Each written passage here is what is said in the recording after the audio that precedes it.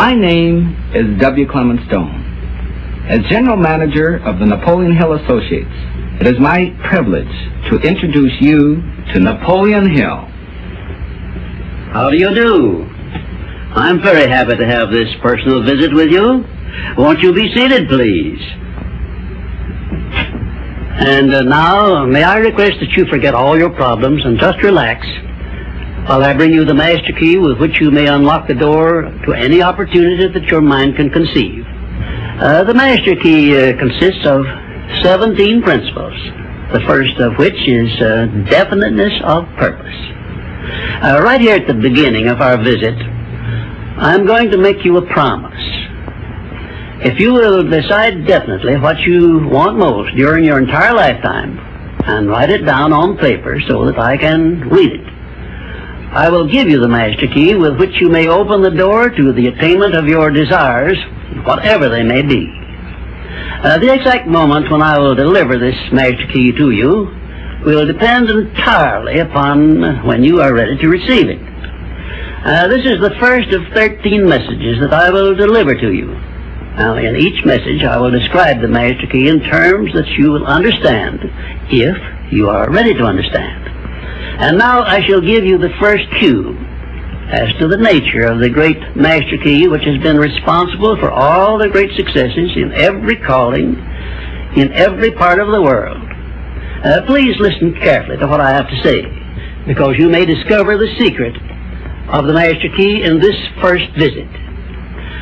You may get your first cue as to the nature of the great master key when I tell you that psychologists have discovered a natural law which is the very foundation of all personal successes. And I can describe it to you in one short sentence so you can understand it. Whatever the mind can conceive and believe, the mind can achieve. Isn't that a profound statement? You will notice that it says nothing about the need for education, but simply that whatever your mind can conceive and believe, your mind can achieve. Now, if you want evidence that the mind can achieve whatever the mind can conceive without the benefit of formal education, you only have to remember that Thomas A. Edison conceived the idea of becoming an inventor and lived to become the world's greatest scientist in the field of invention, with only 3 months of common school education. When I first heard Andrew Carnegie describe this natural law, which makes it possible for you and I and everyone else to write his own price tag in life and attain it, I became so enthused over it that I began to search for the power back of it, and my curiosity led me finally to the discovery of the master key, which I shall reveal to you if you are ready to receive it. My search led me to the study of the spiritual forces with which all of us are blessed. And it was in this field that I came upon a clue which has enabled me to help millions of people to find their earthly destinies. I want to describe my discovery in the simplest terms possible, because it will reveal to you why it is true that whatever the mind can conceive and believe, the mind can achieve, regardless of how many times you may have failed in the past or how lofty your aims and hopes may be. I caught my first fleeting glimpse of the profound law which provides the means by which we may choose our own purpose in life and attain it, while I was being coached by Andrew Carnegie during the organization of the Science of Success philosophy. I had just finished telling Mr. Carnegie that I feared he had chosen the wrong person to give the world the first practical philosophy of personal success because of my youth, my lack of education, and my lack of finances.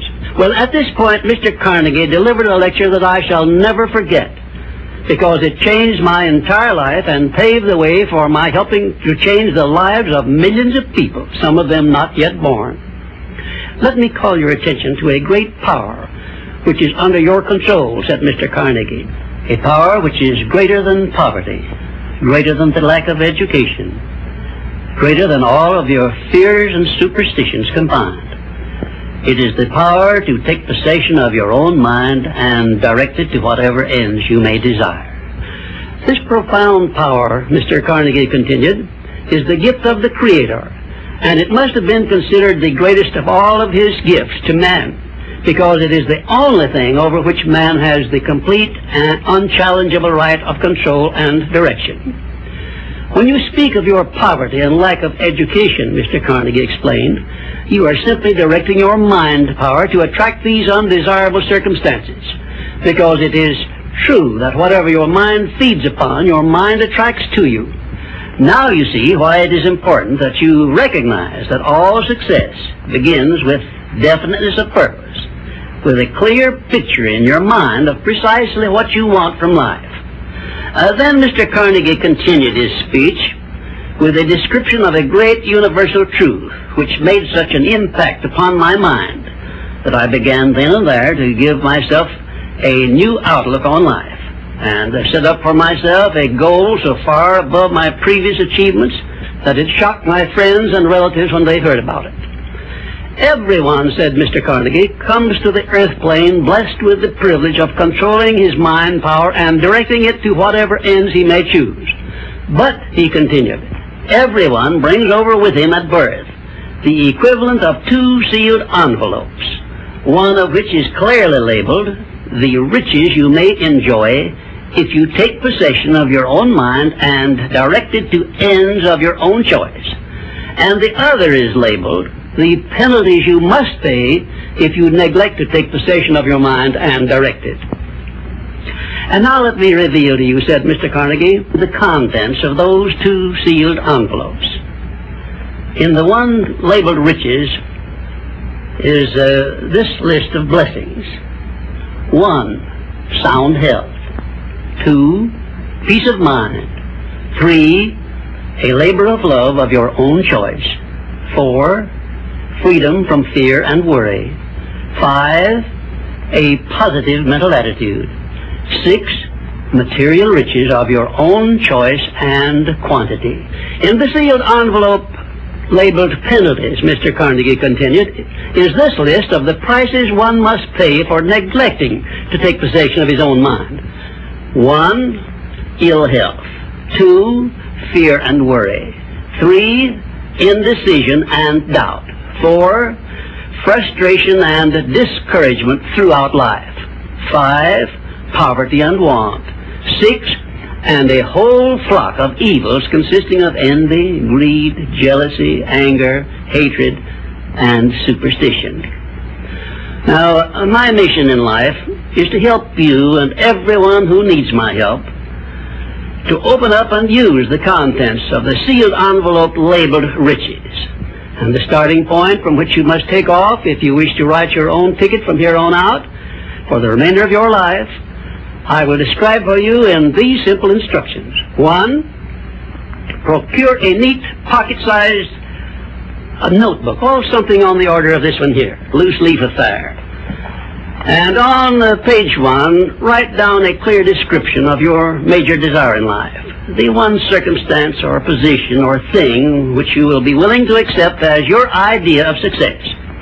And remember before you begin writing that your only limitations are those which you set up in your own mind or permit others to set up for you. And 2, on page 2 of your notebook, write down a clear statement of precisely what you intend to give in return for that which you desire from life.